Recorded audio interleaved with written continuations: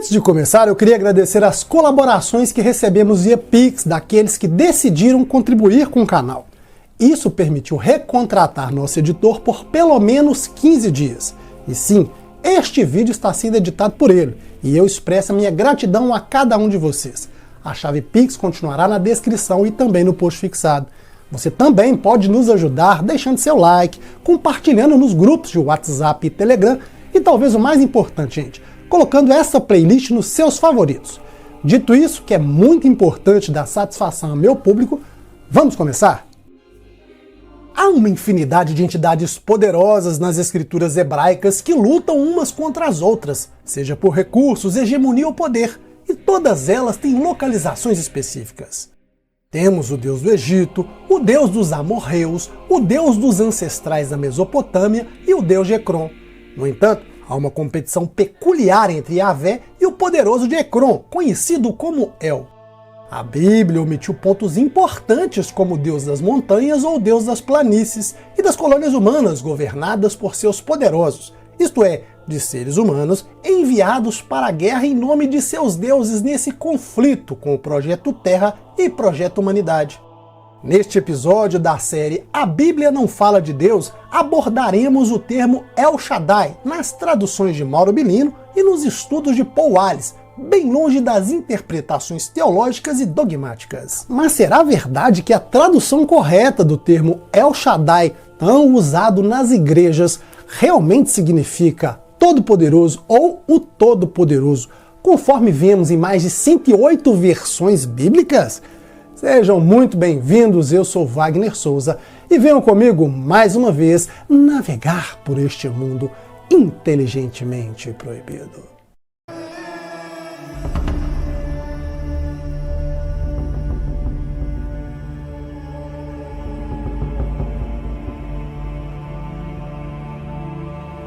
O termo Todo-Poderoso aparece pela primeira vez em Gênesis 17, quando um dos Elohim se apresenta a Abraão e diz: Eu sou o Deus Todo-Poderoso, ande segundo a minha vontade e seja íntegro.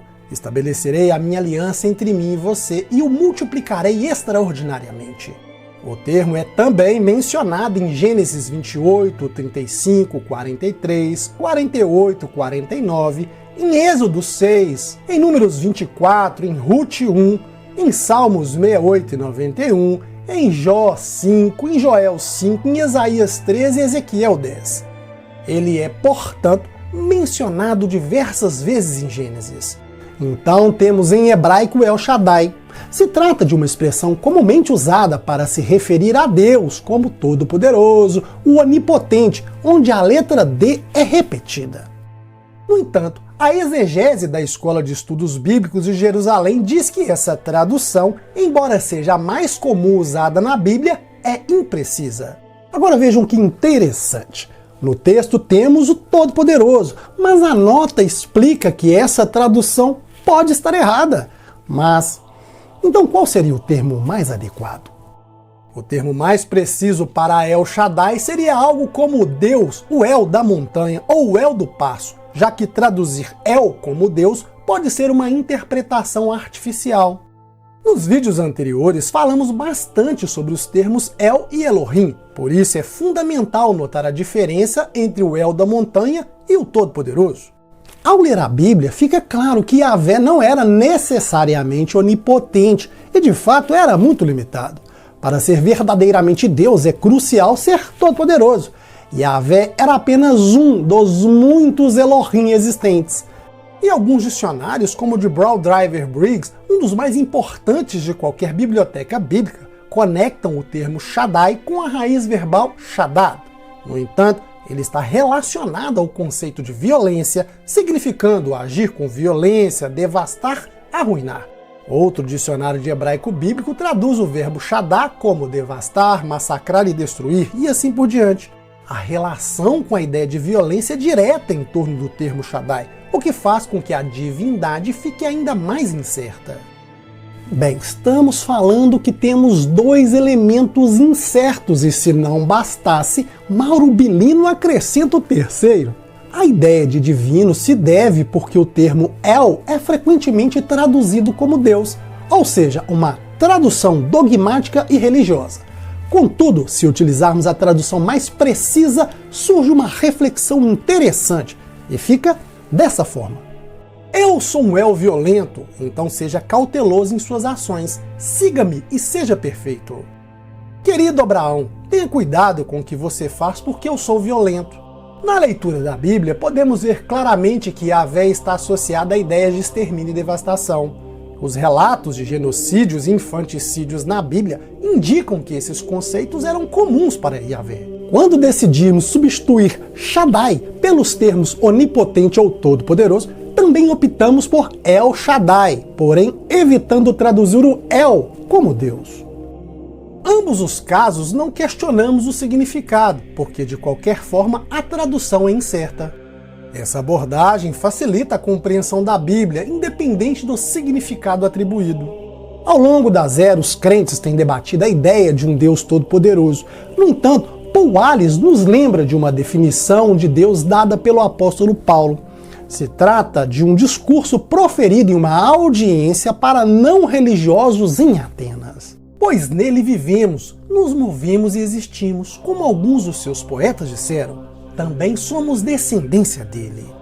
Paulo descreve que Deus é a fonte do cosmos e tudo nele há, em que todos vivemos, nos movemos e existimos. Contudo, ao longo do tempo, o pensamento religioso desenvolveu outra concepção de Deus. Ele passou a ser retratado como uma entidade extremamente poderosa ou um ser todo-poderoso. Paul Wallace diz que esse entendimento traz muitos problemas para os crentes, pois se Deus é poderoso, por que há sofrimento no mundo? Porque permite que coisas ruins aconteçam com pessoas boas, como doenças, desastres naturais e injustiça. Se Deus é tão poderoso, por que ele não resolve automaticamente todos os problemas? Essas são as perguntas que os crentes têm enfrentado ao longo do tempo, uma vez que tudo gira em torno da ideia de Deus como um ser todo-poderoso, traduzido de El Shaddai. E a cada vez que esse nome aparece, se reforça mais e mais a ideia, da mesma forma que aumenta os problemas para os religiosos, porque não conseguem dar uma resposta satisfatória. E dentro desse conceito, realmente não há como responder, claro, sem colocar a santidade deste Deus em dúvida. El Shaddai não é a tradução correta. Não significa Deus e não significa Deus Todo-Poderoso. Lembremos que o Papa Bento XVI enviou uma comunicação ao mundo católico dizendo aos cristãos: durante as orações e liturgias, não usem o nome Yahvé. Mas por quê? Porque, disse o Papa, não é um nome cristão para Deus. O Papa Bento XVI foi provavelmente o Papa mais conservador que conheci e ainda assim disse algo radical. Yahvé não é um nome cristão para Deus. Isso pode ser interpretado de duas maneiras. Ele pode estar dizendo que Yahvé não é um nome cristão para Deus, mas sim um nome judaico. E se for assim, qual o problema se estamos adorando o mesmo Deus? A questão está no fato dele afirmar que não é um nome para Deus. Nas escrituras hebraicas, finalizadas por volta do século 6 a.C., os termos Yahvé e El Shaddai aparecem juntos, apontando para uma relação estreita entre eles. Essa expressão aparece em inglês, em espanhol, em francês e até em italiano. El Shaddai não significa Deus, não significa Deus Todo-Poderoso e nem Eterno. São palavras traduzidas como Deus, mas não deveriam ser. Mas então o que significa El Shaddai? Em vídeos anteriores, exploramos os termos Elohim, Elion e Yahvé. Curiosamente, assim como a palavra Yahvé, esse termo El Shaddai pode ter evoluído. A princípio significou outra coisa e com o tempo passou a ser chamado para se referir a Deus como Todo-Poderoso. Bem, vamos retornar ao ponto inicial, a passagem de Gênesis 17, quando Abraão tinha 99 anos e Yahvé surge e diz a ele: apareceu Yahvé a Abraão e disse-lhe: eu sou El Shaddai, anda em minha presença e sê perfeito, e porei a minha aliança entre mim e ti, multiplicar-te-ei grandemente. Nesta passagem está claro que o escritor iguala Yahvé a El Shaddai. Yahvé aparece e declara: eu sou El Shaddai. Mas o nome Yahvé só foi revelado a Moisés uma época posterior à era de Abraão. Como é possível Yahvé estar nesse texto Mais uma vez fica claro que não estamos lendo a narrativa original da história. Alguém, após o tempo de Moisés, que já conhecia o termo Yahvé, reconta essa história. O escritor coloca o nome Yahvé no texto para que o leitor perceba que Yahvé está envolvido desde o início. Eu apareci a Abraão, a Isaac e a Jacó como El Shaddai, mas pelo meu nome Yahvé não me dei a conhecer a eles. O redator está esclarecendo a presença do nome Yahvé em um contexto pré-Moisés, indicando que Yahvé e El Shaddai são dois nomes para a mesma entidade. Em vídeos anteriores vimos que Yahvé realmente era uma entidade, mas não era Deus. Então, qual é o caso deste nome El Shaddai? Paul Wallace nos chama a atenção para algo muito interessante: as notas de rodapé da Bíblia de Jerusalém. Tiro o chapéu para a Nova Bíblia de Jerusalém. Adoro a transparência com que ela aborda alguns dos problemas de tradução de forma útil em torno dos nomes de Deus. Como disse no início, e como acabamos de ler em Êxodo, o termo El Shaddai é mencionado pela primeira vez em Gênesis 17. No entanto, estamos falando de um antigo nome divino da época patriarcal, principalmente encontrado na tradição sacerdotal. Agora, esse é o ponto. Este nome é raramente utilizado fora do Pentateuco, exceto no livro de Jó. Isso, mais uma vez, significa que o uso do termo Deus Todo-Poderoso é impreciso e o seu significado é incerto. Inicialmente, sugeriram a tradução correta para Akkadian Shadu, como Deus da montanha. No entanto, o mais apropriado seria considerá-lo como Deus dos desertos abertos, conforme a interpretação hebraica da palavra Akkadia. É uma designação divina trazida pelos antigos ancestrais da raça, possivelmente originada na Alta Mesopotâmia. Os editores da Nova Bíblia de Jerusalém estão dizendo que o nome El Shaddai sugere um todo-poderoso com influência regional, isto é, um Deus todo-poderoso das montanhas ou dos vastos desertos abertos. Em vídeos anteriores, vimos que nas escrituras hebraicas existem diferentes entidades poderosas que competem entre si por recursos, hegemonia e poder, porém em locais específicos. Temos o Deus do Egito, o Deus dos amorreus, o Deus dos ancestrais da Mesopotâmia e o Deus de Ekron.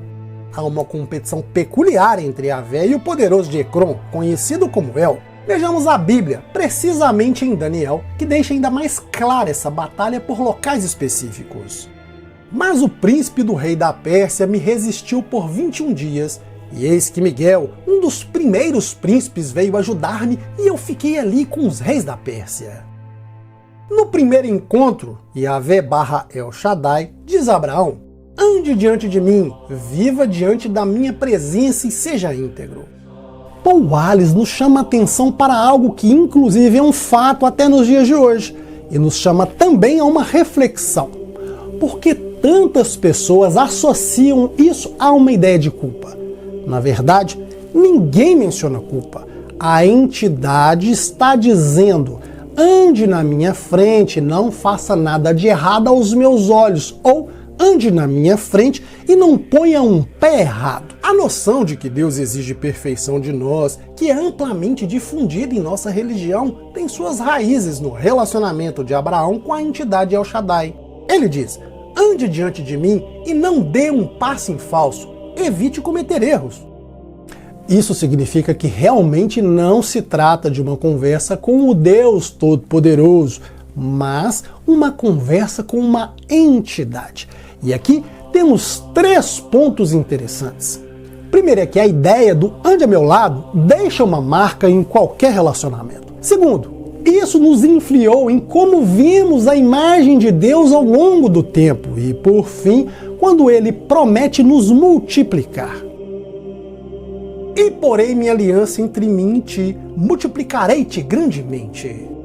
E o terceiro é que esta promessa segue através da história nas escrituras hebraicas. A próxima vez que El Shaddai aparece em Gênesis 28, quando Isaac abençoa seu filho Jacó, invocando as bênçãos que foram ditas sobre seu pai Abraão. Ele diz o seguinte: levanta-te, vai a Padã Arã, a casa de Betuel, pai de tua mãe, e toma de lá uma mulher das filhas de Labão, irmão de tua mãe. E El Shaddai te abençoe, te faça frutificar e te multiplique, para que venhas a ser uma multidão de povos. Este compromisso entre Abraão e El Shaddai é transmitido através das gerações para a sua linhagem familiar. Assim, a influência de El Shaddai não se limita apenas a uma área geográfica, mas se estende sobre um grupo de pessoas.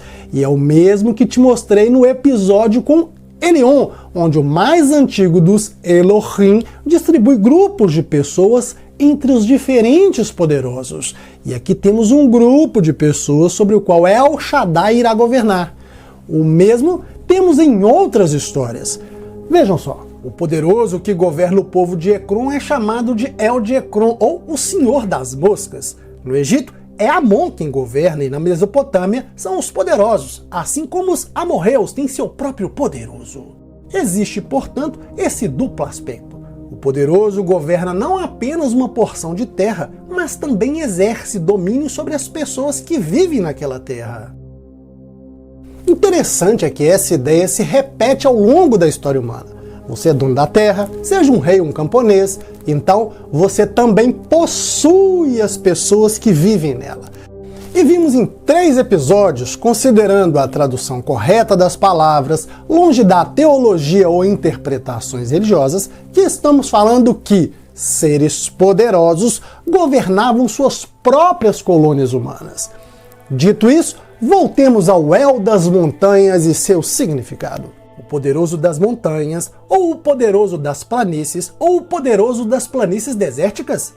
Há milhares de anos, os vizinhos do povo de Israel também tinham a mesma pergunta em mente, indicando que a perspectiva geográfica era a referência na época. Agora, essa passagem por si só explica tudo, lembrando que o original é lido da direita para a esquerda. Os servos do rei da Síria lhe disseram: o Deus deles é um Deus das montanhas. Por isso, foram mais fortes do que nós. Mas, se lutarmos contra eles na planície, com certeza seremos mais fortes do que eles. Essa passagem deixa claro alguns pontos. Primeiro é que os servos estão dizendo que o Deus deles está no singular, ou seja, Yahvé, o Deus de Israel. Em segundo, ele diz que o Deus deles era o mais forte, porque se tratava de um Deus das colinas ou das montanhas, e por isso perderam a batalha contra eles exatamente nas montanhas. E aqui está a revelação. Os sírios entendiam que El Shaddai significava Deus das montanhas. Caso os levemos para fora de seu território, estarão em desvantagem, podemos vencê-los. E mais uma vez, temos o mesmo modus operandi. Colônias humanas governadas por seus poderosos. Humanos enviados para a guerra uns contra os outros em nome de seus deuses poderosos, e qualquer semelhança com os dias atuais são meras coincidências, viu, gente? Ah, e aqui faço uma parte. É mais ou menos assim. Hoje, pelo menos aqui em Minas Gerais, esses são os famosos buchas de canhão. É mais ou menos assim que você brinca com a pessoa. Vá lá em meu nome, estamos juntos, viu? Vá lá, você lá e eu aqui. Mas a parte realmente engraçada é que Yahvé se sente bastante ofendido ao ser subestimado dessa maneira. E aqui temos uma ambiguidade. Mas ele se ofende porque os sírios pensam que ele é apenas um deus regional, ou porque acreditam que não pode vencê-los no plano, na superfície. De qualquer forma, ele diz: ah, eles acham que não posso vencê-los no plano? Vou mostrar a eles. E aí, a história continua. Curiosamente, a mesma pergunta está nas notas de rodapé da Nova Bíblia de Jerusalém no século XXI. El Shaddai, segundo essas notas, pode significar o poderoso das montanhas ou o poderoso dos planos, refletindo assim a antiga conversa sobre se El Shaddai ou Yahvé é um poderoso associado às montanhas e não às planícies, refletindo assim a antiga conversa sobre se El Shaddai ou Yahvé é um poderoso associado às montanhas e não às planícies. Isso reforça a ideia de que novamente estamos testemunhando não uma imagem transcendental de Deus, mas sim uma entidade regional envolvida em uma competição com outras potências regionais. na linguagem popular, é o mesmo que dizer uma briga de comadres. E mais uma vez vemos a representação de El Elyon, o líder supremo dos poderosos, dividindo terras e pessoas entre os diversos Elohim, que aqui foram retratados como meras comadres. E aqui chegamos no ponto em que todo esse conhecimento se complementa. Tivemos episódios sobre Elyon, Elohim, Yahvé e agora El Shaddai. Desta forma, juntos temos uma visão mais nítida do mundo e dos nossos antepassados hebreus, nesse mundo de seres poderosos em conflitos pelo projeto Terra e projeto Humanidade. O El Shaddai é apenas um desses seres. Não é o Todo-Poderoso, nem o Eterno, nem o Deus Todo-Poderoso, mas sim um entre muitos seres avançados que governaram os nossos ancestrais em tempos remotos. Entender as Escrituras é libertador, assim como é nos libertar da compreensão de Deus como um ser todo-poderoso, malvado e cruel. Por isso, sou fã do apóstolo Paulo. Este não é um Deus que temos que andar na ponta dos pés com medo. A tradução da Bíblia, especialmente o cânon hebraico, foi influenciada pela visão teológica, resultando em sérias consequências. A ideia de Deus, de qualquer forma, o transformou em uma entidade xenófoba e violenta e que até hoje é usada para justificar guerras e todos os tipos de abusos. A preservação meticulosa dos antigos manuscritos no cânon hebraico permite que hoje possamos reinterpretar esses artefatos fascinantes da nossa pré-história com diferentes perspectivas. E aqui contamos com Mauro Bilino e Paul Wallace. Por fim, chegamos ao final de mais um episódio de A Bíblia Não Fala de Deus. E aí, gostaram? É importante me dizer nos comentários. Se quiser contribuir com o canal, a chave Pix estará na descrição e no post fixado. Você também pode nos ajudar deixando o like, compartilhando com os coleguinhas e especialmente colocando a playlist nos seus favoritos. E esse debate continua com você. Até o próximo episódio, eu sou Wagner Souza, muito obrigado pela sua audiência e paciência, um forte abraço e até mais.